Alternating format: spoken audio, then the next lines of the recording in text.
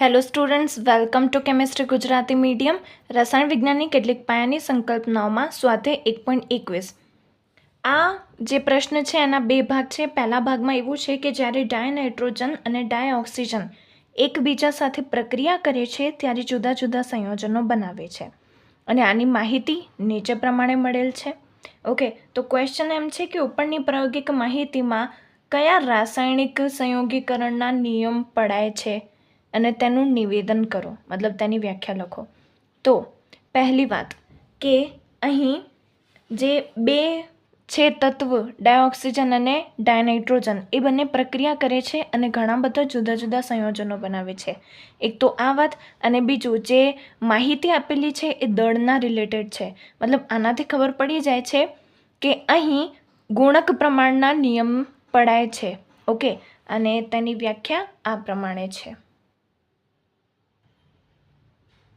જ્યારે બે તત્વો સંયોજાઈને એક કરતાં વધારે સંયોજનો બનાવે છે ત્યારે એક તત્વના દળ એ બીજા તત્વના સંયોજાતા નિશ્ચિત દળ સાથે જોડાય છે તે નાની પૂર્ણાંક સંખ્યાના ગુણોત્તરમાં હોય છે. એટલે કે આ એમ કહે છે નિયમ કે જ્યારે બે તત્વો સંયોજાય છે, અહીં બે તત્વો નાઇટ્રોજન અને ઓક્સિજન છે, સંયોજાય છે અને એક કરતાં વધારે સંયોજનો બનાવે છે જેના દળ બી આપેલા છે. તો સંયોજનો બનાવે છે ત્યારે એક તત્વનું દળ નિશ્ચિત હોય છે અને બીજા તત્વનું દળ જે છે એ નાની પૂર્ણાંક સંખ્યામાં આવે છે. એક તત્વનું દળ કેવું હોય છે? નિશ્ચિત, અને બીજાનું જે દળ છે એ નાની પૂર્ણાંક સંખ્યાના ગુણોત્તરમાં આવે છે. હવે આ બે તત્વોમાંથી જોઈએ કે નિશ્ચિત દળ કોનું છે અને પૂર્ણાંક સંખ્યામાં કોનું છે. તો અહીં 16, 32, 32, 80 આ માસ મતલબ આ દળ જે છે એ અલગ છે, મતલબ જુદા જુદા છે. અને અહીં 14, 14, 28, 28 આ પણ દળ અલગ છે. તો અહીં જોઈએ તો ત્રણ સંખ્યા અલગ છે, 16, 32 અને 80, અને અહીંયા ખાલી બે જ સંખ્યા છે, 14 અને 28. તો 14 અથવા 28માંથી કોઈ એક સંખ્યા નિશ્ચિત કરી લઈએ, મતલબ કોઈ નાઇટ્રોજનની 14 અથવા 28માંથી કોઈ એક દળ નિશ્ચિત કરી લઈએ તો એક તત્વનું દળ નિશ્ચિત થઈ જશે અને બીજાનું ઓટોમેટિકલી નાની પૂર્ણાંક સંખ્યામાં આવી જશે. તો સમજો 14 કે 28 આ બંનેમાંથી જે દળ તમને નિશ્ચિત કરવું હોય નિશ્ચિત કરી શકો છો. ઓકે, જેમ કે અહીંયા 14 છે ને પહેલું, તો હું 14 જ નિશ્ચિત કરું. અહીંયા નાઇટ્રોજન છે N2 અને અહીંયા ઓક્સિજન છે O2. મને બધાનું દળ શું બનાવવું છે? 14, કેમ કે એક તત્વનું દળ નિશ્ચિત કરવું છે. તો 14 ગ્રામ, જ્યારે 14 ગ્રામ N2 છે ત્યારે 16 ગ્રામ ઓક્સિજન છે. જ્યારે 14 ગ્રામ નાઇટ્રોજન છે ત્યારે 32 ગ્રામ ઓક્સિજન છે. હવે 28ના શું કરવું છે? અડધા, ત્યારે થશે 14. તો અહીં મને ઓક્સિજનનું બી જે દળ છે 32 એને અડધું કરવું પડશે, એટલે કે 16 ગ્રામ થશે. ઓકે, આપણને મતલબ સંખ્યાથી નથી, મતલબ છે એનો ગુણોત્તર શું આવે છે. તો અહીંયા 28 છે તો અહીંયા 14 ગ્રામ કરવું પડશે, અડધું કર્યું તો હવે 80નું પણ અડધું કરવું પડશે, તો 40 ગ્રામ. ઓકે, હવે જોઈએ તો એક તત્વનું દળ નિશ્ચિત થઈ ગયું. અને હવે ઓક્સિજનનું જોઈએ કે શું એ નાની પૂર્ણાંક સંખ્યામાં આવે છે. તો દેખો 16 રેશિયો 32 રેશિયો 16 રેશિયો 40. ઓકે, હવે આને 8ને મતલબ કોમન માનીએ તો 8 દુ 16, 8 ચોક 32, 8 દુ 16 અને 8 પંચા 40.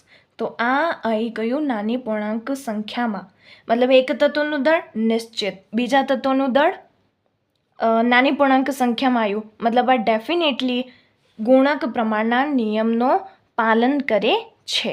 તો ક્યારે બી આવો ક્વેશ્ચન આવે તો એવી સિચ્યુએશન બની શકે છે જેમાં આપણને ખુદને એક તત્વનું દળ નિશ્ચિત કરવું પડે.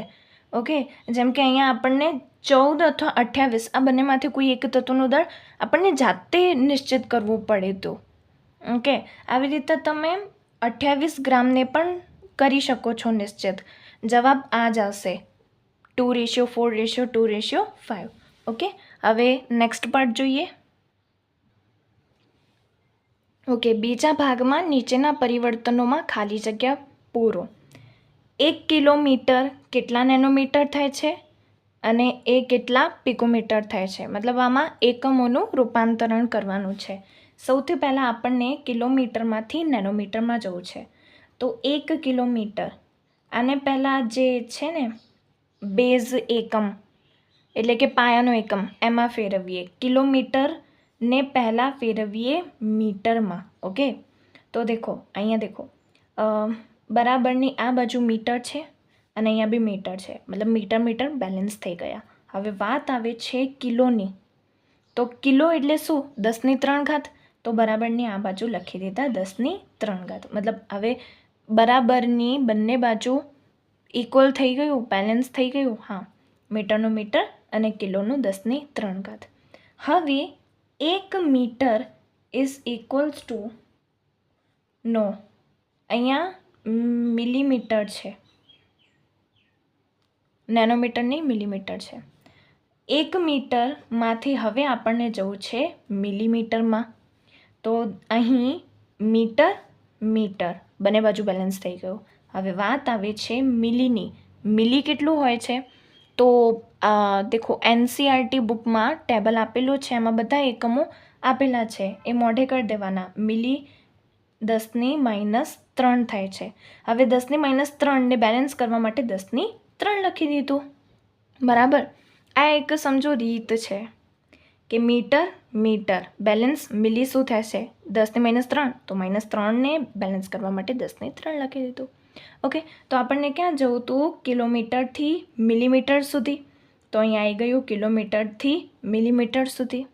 ઓકે, અને વચ્ચે શું આવ્યું? 10⁻³ પ્લસ 10⁻³ એટલે કે 10�6. તો આ છે આપણો જવાબ 10�6. તો 1 કિલોમીટર 10�6 મિલીમીટર થાય છે. હવે નેક્સ્ટ પિકોમીટરનું જોઈએ. તો હવે આપણને 1 કિલોમીટર અગેન 1 કિલોમીટરમાંથી ક્યાં જવું છે? પિકોમીટરમાં. તો 1 કિલોમીટર પહેલાં એના બેઝ યુનિટમાં ફેરવીએ તો મીટર ઇક્વલ કિલોની વાત કરીએ તો એ થાય છે 10⁻³. ઓકે, તો આ ખુદ બી 10⁻³ છે. 10⁻³ અહીંયા બી લખ્યું, મતલબ બરાબરની બંને બાજુ બેલેન્સ થઈ ગઈ. હવે 1 મીટર ઇઝ ઇક્વલ્સ ટુ કેટલા પિકોમીટર થાય છે? કેટલા પિકોમીટર થાય છે? તો અગેન મીટર બરાબરની બંને બાજુ બેલેન્સ થઈ ગયું. હવે પિકોની વાત કરીએ તો પિકો થાય છે 10⁻12. હું ફરીથી કહું છું, ટેબલમાં બુકમાં લખેલું જ છે 10⁻12 થાય છે પિકો. અને 10⁻12 ને બેલેન્સ કરવા માટે આપણે અહીં લખી દઈશું 10⁻12. ઓકે, તો આપણને ક્યાં જવું હતું? કિલોમીટરથી પિકોમીટર સુધી. આવી ગયા કિલોમીટરથી પિકોમીટર સુધી. અને વચ્ચે શું આવ્યું? 10⁻³ પ્લસ 10⁻12 એટલે કે જવાબ છે 10⁻15. લખી દીધું 10⁻15. ઓકે, હવે નેક્સ્ટ જોઈએ. સેકન્ડમાં છે 1 મિલીગ્રામ ઇઝ ઇક્વલ્સ ટુ કેટલા કિલોગ્રામ ઇઝ ઇક્વલ્સ ટુ કેટલા નેનોગ્રામ. તો મિલીગ્રામમાંથી કિલોગ્રામમાં સૌથી પહેલાં જવું છે. તો આપણે 1 મિલીગ્રામને પહેલાં એના બેઝ યુનિટમાં ફેરવીશું. તો એ થશે કેટલા ગ્રામ? મતલબ મિલીગ્રામને પહેલાં ગ્રામમાં ફેરવીશું. તો ગ્રામ અને ગ્રામ બરાબરની બંને બાજુ બેલેન્સ છે. મિલીની વાત કરીએ તો એ થાય છે 10⁻³ તો આ લખી દીધું 10⁻3. આ મિલી ખુદ 10⁻3 છે અને બરાબરની આ બાજુ બી 10⁻3 લખ્યો, મતલબ બેલેન્સ થઈ ગયું. હવે ગ્રામમાંથી આપણે કિલોગ્રામમાં જઈએ. તો 1 ગ્રામ ઇઝ ઇક્વલ્સ ટુ કેટલા કિલોગ્રામ? ગ્રામ બેલેન્સ. કિલો કેટલા થાય છે? 10⁻3. 10⁻3 ને બેલેન્સ કરવા માટે 10⁻³ ઓકે, તો આપણને ક્યાં જોતું? મિલીગ્રામથી કિલોગ્રામ સુધી. આવી ગયા મિલીગ્રામથી કિલોગ્રામ સુધી. અને વચ્ચે શું આવ્યું? 10⁻³ પ્લસ 10⁻3 એટલે કે 10⁻6. ઓકે, તો આવી ગયું 10⁻6. Okay, done. હવે આવી જ રીતે આપણને જવું છે મિલીગ્રામથી નેનોગ્રામ સુધી. તો 1 મિલીગ્રામને આપણે એના બેઝ યુનિટમાં ફેરવીશું. દળનો બેઝ યુનિટ છે ગ્રામ. કેટલા ગ્રામ? મિલી છે. મિલી શું થાય છે? 10⁻3 તો લખી દઈએ તો 10⁻3. ઓકે, હવે જઈએ 1 ગ્રામથી નેનોગ્રામ સુધી. હવે આ નેનો બુકમાં લખેલું છે. નેનો થાય છે 10⁻9. શું થાય છે? 10⁻9. અને 10⁻9 ને બેલેન્સ કરવા માટે આપણે અહીંયા લખીશું 10⁻9. તો ગ્રામ બેલેન્સ. -9 + 9 બેલેન્સ. ઓકે, હવે નેક્સ્ટ આપણને ક્યાં જોતું? મિલીગ્રામથી નેનોગ્રામ સુધી. આવી ગયા મિલીગ્રામથી નેનોગ્રામ સુધી, અને વચ્ચે શું આવ્યું? 10⁻³ + 10⁹ એટલે કે 9માંથી 3 જતો 6, 10⁻+6. ઓકે, તો આવી ગયું 10�6. હવે નેક્સ્ટ થર્ડ. 1 ml = કેટલા લીટર = કેટલા ડેસીમીટર ક્યુબ? તો mlમાંથી જવું છે લીટરમાં, એટલે કે 1 ml = કેટલા લીટર? લીટર બેલેન્સ છે. મિલીની વાત કરીએ તો મિલી થાય છે 10⁻3. તો આ આવી ગયું સીધું આન્સર 10⁻3. mlમાંથી લીટરમાં જોતું, આવી ગયું 10⁻3. હવે આપણને જવું છે mlમાંથી ડેસીમીટર ક્યુબ. હવે અહીં NCERT બુકમાં ml અને ડેસીમીટર ક્યુબનો રિલેશન એવું આપેલો છે કે 1 ડેસીમીટર ક્યુબ એ થાય છે 1000 ml ને બરાબર. 1 ડેસીમીટર ક્યુબ કોને બરાબર થાય છે? 1000 ml ને બરાબર. તો એવું લખી શકું કે 1000 ml એ થાય છે 1 ડેસીમીટર ક્યુબને બરાબર. તો હવે આપણને ક્વેશ્ચનમાં પૂછેલું છે કે 1 ml કેટલું ડેસીમીટર થશે? 1 ml કેટલા ડેસીમીટર ક્યુબ થશે? તો ક્રોસ મલ્ટીપ્લાય કરીને થશે, મતલબ કે 1 ml ગુણ્યા 1 decimetre cube upon 1000 ml. Okay, 1 ml ગુણ્યા 1 ડેસીમીટર ક્યુબ અપોન 1000 ml. સો ml કેન્સલ, જો બી આન્સર આવશે ડેસીમીટર ક્યુબમાં આન્સર આવશે. ઓકે, તો લખી દીધું અહીંયા. હવે અહીંયા વધ્યું શું? 1/1000. 1/1000 જ વધ્યું. 1/1000 એટલે શું? 10⁻³ ડેસીમીટર ક્યુબ વધ્યું. તો અહીંયા આન્સર આવી ગયો 10⁻³ ડેસીમીટર ક્યુબ. બસ આપણને એક રિલેશન ખબર હતો ml અને ડેસીમીટર ક્યુબ વચ્ચેનો, કે 1 ડેસીમીટર ક્યુબ થાય છે 1000 ml ને બરાબર. તો આપણને પૂછેલું હતું કે 1 ml કેટલા ડેસીમીટર ક્યુબ થશે? બસ ક્રોસ મલ્ટીપ્લાય કરીને આન્સર લાવી દીધો આપણે. Okay, thank you.